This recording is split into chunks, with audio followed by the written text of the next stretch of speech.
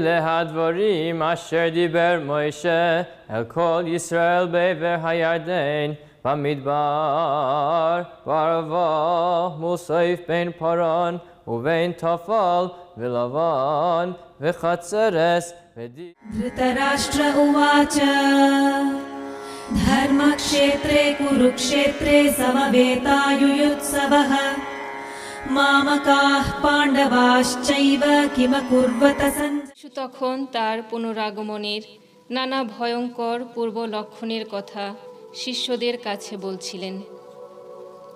তিনি তাদের বললেন, সূর্যে, চাঁদে ও আকাশের তারায় নানা অশুভ নিদর্শন দেখা যাবে।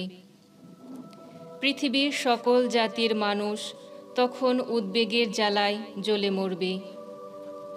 সমুদ্রের তরঙ্গ গর্জনে তারা দিশেহারা হয়ে শ্রী বুদ্ধের ধ্যান ওং শান্তং সদা পাণা দিবোধাতিং ভিতং বৃহজট্টা জুটো ধারা রডডং মণ্ডলং অন্নলো শুদ্ধগিরিকা গৌরবস্তং যোগীশ্বরং বুদ্ধমহং ভজোয়ং ওং বুদ্ধায় নমো নমঃ।